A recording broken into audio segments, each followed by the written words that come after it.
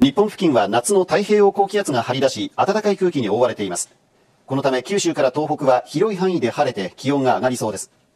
日中の予想最高気温は熊谷や米子、福岡県久留米で37度、東京都心や新潟、大阪、鳥取で36度、秋田や山形、名古屋で35度など各地で猛暑日になりそうです。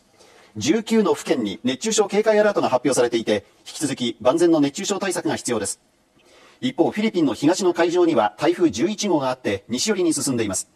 今後は発達しながら北西へ進み、あさって木曜日から土曜日頃にかけて暴風域を伴って沖縄地方に接近する恐れがあります。沖縄や奄美ではあさって以降、うねりを伴って大しけとなる恐れがあり、暴風にも警戒が必要です。